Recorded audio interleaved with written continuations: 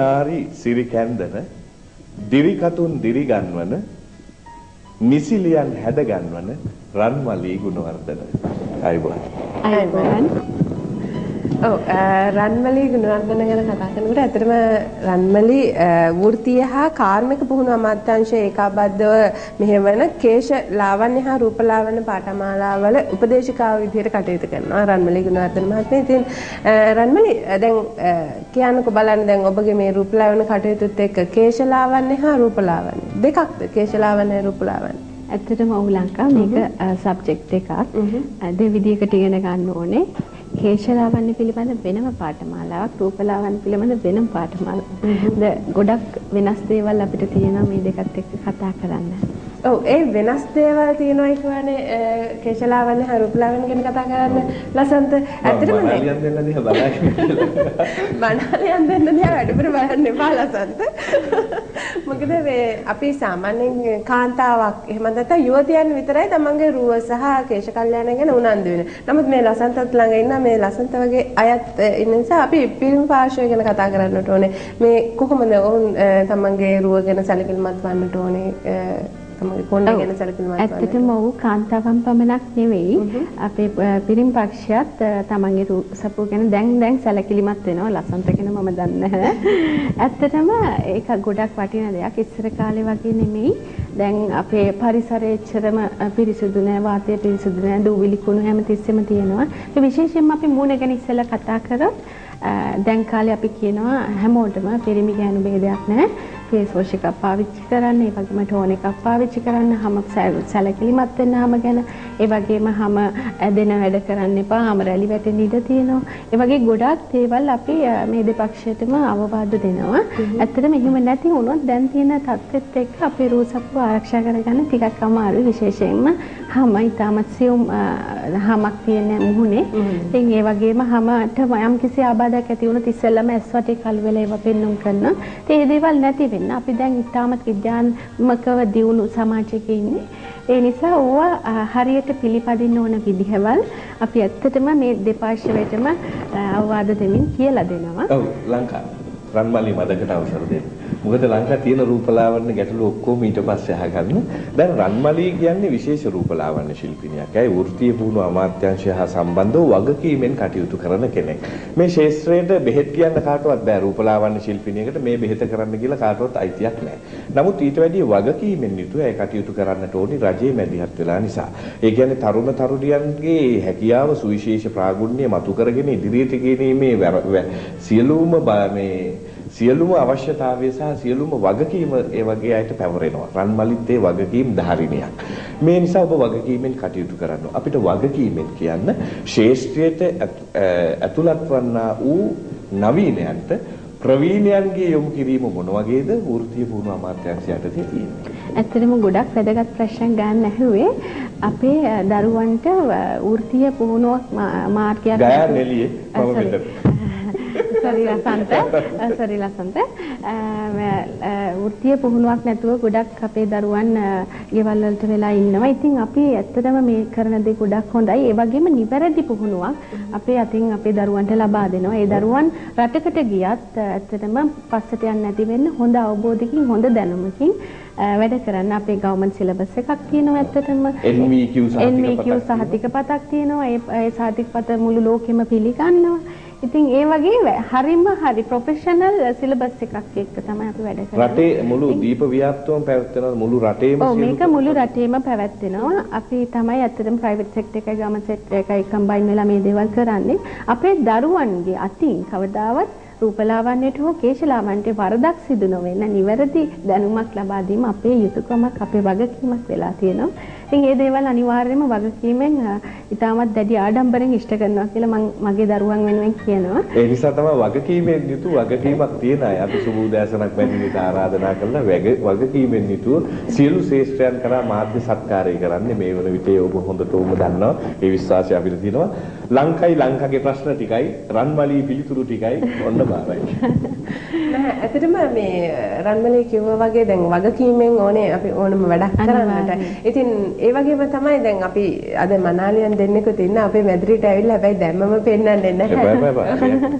මේ අපි සාමාන්‍යයෙන් මේ දවස්වල රන්මලී විවාහ උත්සව බොහෝ සෙයින් දෙනවා. විශේෂයෙන්ම මේ මාසේ ගත්තාම අපි දන්නා නව යුවලවල් අපිට නිරන්තරයෙන් දකින්නට ලැබෙනවා. අපි කතා කරමු කොහොමද දෙදෙනෙක් යුවතියක් එහෙම නැත්නම් මනමාලයා දෙපාර්ශ්වයේම එකතු වෙලා මංගල්‍යයට කොහොමද ලකලෑස්ති වන්නට අවශ්‍ය කියලා. කොච්චර මාස සීමාවකට කලින්ද ලෑස්ති වෙන්න ඕනේ, ඇඳුම් පිළිවෙල කරන්නට අවශ්‍යයි, වර්ණ තෝරා ගන්නට අවශ්‍ය, මේ වගේ බොහෝ කාර්යයන් තියෙනවා. ඔව් ලංකා ඇත්තටම අපේ යුවතියන් දැනුවත් කරන්න ඕනේ ප්‍රශ්නයක් මේක. ඇත්තටම අපි කැමති මේගොල්ලොන් මාස 6කට කලින්වත් අපි ගාවට ඇවිල්ලා ඒගොල්ලොන්ගේ අවශ්‍යතාවයන් ඒගොල්ලොන්ගේ කෙරෙන්න ඕන විදිහවල් අපිට දැනුම් දෙනවා නම් ඇත්තටම වෙඩින් ප්ලෑනර්ස්ලා වෙන්න ඕනේ අපි. ඒ කියන්නේ ප්‍රොෆෙෂනල් බියුටිෂියන්ස්ලා යාටසස්ලා. ඉතින් මේ වෙඩින් ප්ලෑන් එක අපි තමයි යාලට හදලා දෙන්න ඕනේ. ඔයාලා මේ දේවල් කරන්න. ඊළඟට අපි ගොඩක් වෙලාවට සමහර අයගෙන් වෙන්නේ නැති වැඩක් මනමාලියව බලන්නේ නැහැ. දැන් මේ ලංකා මේ මංගල උත්සවයට අවශ්‍ය සියල්ල තියෙනවා මනමාලියෙක් ඉන්නවා, මල් තියෙනවා නේ. පසුතලයේ සියල්ල තියෙනවා මනමාලිය අඩුයි. එන්නේ චතුරි. ඔව් අපි චතුරු ගැන කතා කරමු රන්මලී. මොකද චතුරි මම හිතන්නේ ඊටමත් අලංකාර ලෙස මනාලියක් ලෙස හැඩගැන්වෙලා ඉන්නවා. මොකද මේ දවස්වල සුදු වර්ණයට මට හිතෙනවා වැඩි තැනක් තියෙනවා කියලා මේ වසරේදී. ඇත්තටම මේ වසරේ අපි විලාසිතාව ගැනත් කතා කරමු. මේ මනාලියන් මොන ආකාරයෙන්ද හැඩගැන්වෙන්නේ කියලා. ඇත්තටම ඔව් මේ වසරේ විලාසිතාව අපි ඇත්තටම බටහිර සහ ඉන්දිය විලාසිතා දෙකම කලවම් කරගෙන හදන්න ලෑස්ති වෙලා තියෙන්නේ. මම හිතනවා සුදු වර්ණය ඇත්තටම මනාලියට ගැළපෙනවා. මොකද ඇය පිරිසිදු යුවතියක්. ඇය යන විවාහ මංගල්‍ය දවසේ සුදු වර්ණය ගොඩාක් ගැළපෙනවා. ඉතින් ඒ නිසා මම හිතුවාද මේ මනාලියව සුදු පාටින් ලස්සන කරන්න. ඒ වගේම සිල්වර් පාට එකතු කරගෙන තියෙනවා. තව කියන්න තියෙන්නේ බොකේ එකත් ගොඩක් සිම්පල් අපි හදලා තියෙන්නේ. චතුරිගේ තියෙන ස්වභාවික ලස්සන ඉස්මතු වෙන්න මම මේකප් එක දාලා තියෙන්නේ. මේකප් කියනත් ඒ ගැන ගොඩක් කතා කරන්න දේවල් තියෙනවා. මේකප් කියන එක ගැනත් අපි කතා කරොත් ඒක පාට ගොඩාක් බොක්ස් එකක තියෙනවා. ඒ බොක්ස් එකේ තියෙන පාට ඔක්කොම මුනේ ගාන එක නෙමෙයි. ඒ ෆීචර් ෂාප් කරලා ඒ ළමයාගේ තියෙන ස්වභාවික ලස්සන ගන්න එක තමයි අපි කරන්න ඕනේ බියුටිෂියන්ස්ලා හැටියට. ඉතින් ඒ දේ තමයි මතකට අවසර දෙන්න මේ මොකද අපි චතුරගේ හෙයාර් ස්ටයිල් එක සහ මල් කලඹ ගැන කතා කරා වගේම තමයි හෙයාර් ස්ටයිල් එකේ හිස පළඳනාව ගැනත් කතා කරන්න ඕනේ. ඇයි චතුරට මෙවැනි උස්සු කොණ්ඩ මොස්තරයක් දාලා තියෙන්නේ? දැන් චතුරිගේ මේ කොණ්ඩේ ස්වභාවයයි ලංකාවේ කොණ්ඩේ ස්වභාවයයි රන්මලීගේ කොණ්ඩේ ස්වභාවය තුනම එකයි.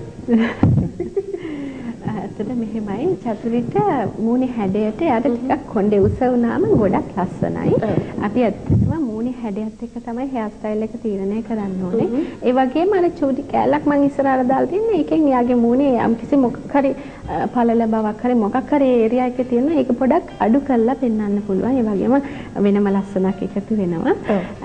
හෙයාර් ස්ටයිල් එකට අපි එකතු කරලා තියෙන හෙඩ් ඩ්‍රෙස් එක මම හිතන්නේ අපි ගොඩ හිතලා මල් ගහලා එහෙම හිතුවේ නෑ. පුංචි මල් ටිකක් එකතු කරලා ගහලා ගොඩක් සිම්පල් දාලා තියෙන්නේ. ඔයගලන්ට පේනවා ඇති.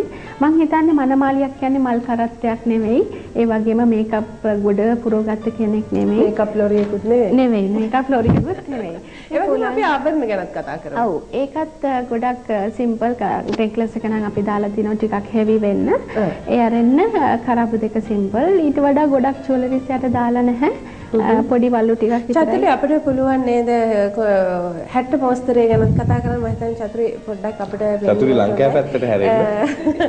මොකද රන්මලි චතුරිගේ ඇඟට ගැළපෙන ආකාරයෙන් තමයි 60 මොස්තරයත් නිර්මාණය කරන්නේ. මට පේනවා ඇති මේ රෙදි වැඩි යන්නෙත් නැහැ.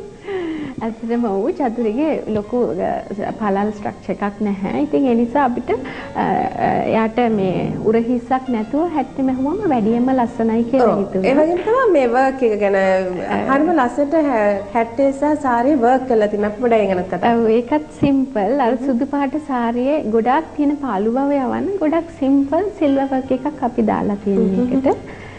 දැන් අපි දැකලා තියෙන රන්මලේ දැන් සුදු වර්ණයට ගෝල්ඩ් කලර් රත්තරන් පාට තමයි එකතු කරලා තියෙන්නේ. නමුත් මෙතනදී සිල්වර් එකතු කරලා තියෙන නිසා මනව ලස්සනක් තියෙනවා නේද? ඇත්තටම අලංකාරයක් තියෙනවා. මේ ඔබ විසින්මද මේ සාරි නිර්මාණය කරන්නේ? අපේ දරුවන් අතින් තමයි මේ හැම දෙයක්ම සිද්ධ වෙන්නේ. මගේ අනුදැනුම යටතේ. මම කියන්නම් ක්‍රීම් කලර් ගත්තොත් ඇත්තටම ලංකාවේ ඒකට ගෝල්ඩ් කලර් ගොඩක් යනවා. සිල්වර් කලර් එක යන්නේ සුදු වර්ණයට. ඉතින් ඇත්තටම අපේ රටේ සංස්කෘතියත් එක්ක ගෝල්ඩ් තමයි වැඩිපුර අඳින්නේ. දැන් වෙන රටවල තමයි සිල්වර් ගෝල්ඩ් පාවිච්චි කරන්නේ. නමුත් මනාලියට ඉතින් යාගේ කැමැත්තත් එක්ක නවීන විලාසිතාවත් එක්ක සිල්වර් පාවිච්චි ඔව් දැන් රන්මලි චතුරි මනාලිය කියලා මෙහෙම හිතාගෙන දැන් මේ පැත්තෙන් ඉන්නවා මනමාලය චතුරි කියලා. එතකොට ඒ චතුරිත් එක්ක සංසන්දනාත්මක මනාලයා කෙසේ සැකසිය යුතුද? අනිවාර්යෙන් හොඳ ප්‍රශ්නයක් ලසන්ත ඇහුවේ. මොකද ගොඩක් අය බලන්නේ නැහැ මනමාලය. මනමාලය දකින්නේ මකුගේ දවසේ. ඒක නෙමෙයි කරන්න ඕනේ. මනමාලිත් එක්ක කතා කරන පළවෙනි දවසේම එයා බුක් කරන පළවෙනිම දවසේම අපි මනමාලය බලන්න ඕනේ. මනමාලය කළුද, කොටද, මහතද, උසද, හීනිද ඔය දේවල් අනුව තමයි මනාලියගේ වර්ණය, සපත්තු දෙක ඒ හැම දෙයක්ම වර්ක් එක හෙවි වර්ක් එකක්ද මොන වගේද කරන්නේ මොන වගේ මේකප් එකක් දැම්මොත් හොඳයිද ඒ හැම දෙයක්ම අපි තීරණය කරන්න ඕනේ. ඉතින් මගේ හැටියක් තමයි අනිවාර්යයෙන්ම මනමාලියත් බලනවා. මනමාලි ඉස්සෙල්ලම අපිත් එක්ක කතා කරනවා. ඒ වගේම දැන් මනමාලි මහත්මයාගේ උස ප්‍රශ්නේ කතා කරනවා අපි නිරන්තරයෙන්ම. මොකද අපි විවාහ මංගල උත්සවවලට ගියාම රන්මලේ ලසන්ත දැකලා අපි දකින්නේ මනාලය හරි මිටි ස්වභාවයක් මනාලයේ උස ස්වභාවයක්. හැබැයි එතනදී අර මං කලිනුත් ඒක රන්මලගේ මේ කොණ්ඩ මෝස්තර ගැන හැම මට හිතෙන්නේ දැක්ක ගමන්ම මේ අපේ දුර ගමන් මෙතන කොණ්ඩ මෝස්තරයේ උස නිසාද මෙහෙම වෙන්නේ කියලා. ඇත්තටම රූපලාවන්‍ය ශිල්පිනියක් වුණාම කොහොමද දෙදෙනාව ගලපාගෙන දෙදෙනාට ගැළපෙන ආකාරයෙන් ඔවුන් සකස් කරන්නේ? ඔව් ඒක තමයි මම දැන් ලංකත් තවත් කියන්නම්. මනමාලයාගේ අනුව තමයි අපි මනමාලිගේ කොණ්ඩ මෝස්තරේ අනිවාර්යයෙන්ම සකස්. චතුරිගේ මනමාලයා උස නම් කොට නම් මට කවදාවත් ඔය හෙයර් ස්ටයිල් එක චතුරි ගන්න විනාඩියක් ඉන්න දැන් වෙලාව බලන වෙලාව.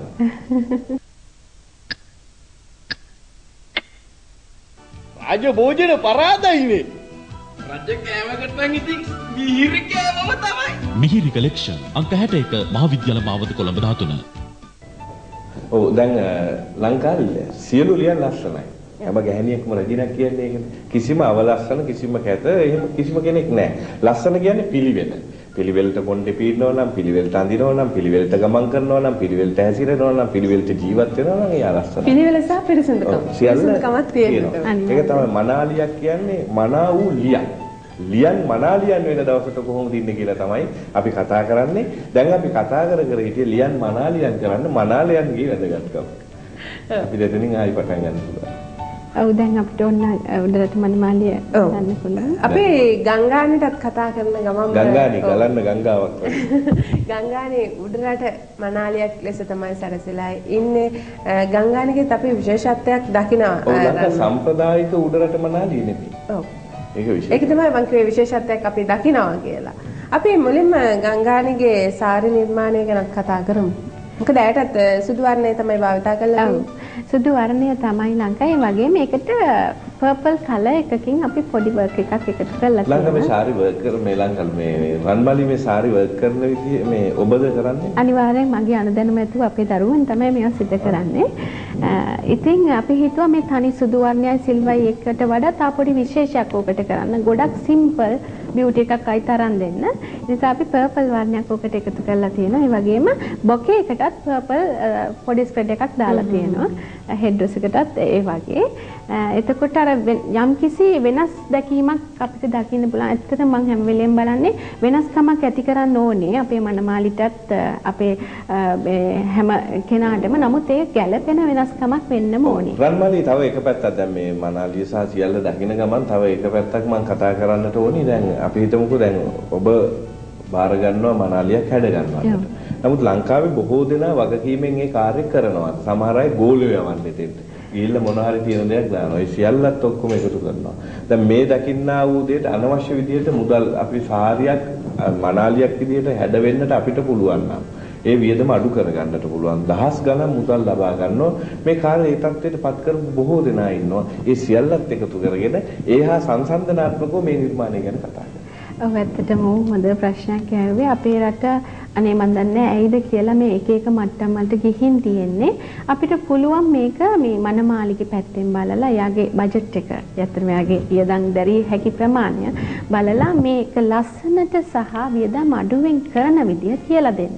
ඒකේ වගකීම අපි දරන්න ඕනේ. ඒ වගකීම දරන්න නැති එකෙන් තමයි මේ ලසන්ත ආපු ප්‍රශ්නෙට උත්තර දෙන්න වෙලා තියෙන්නේ.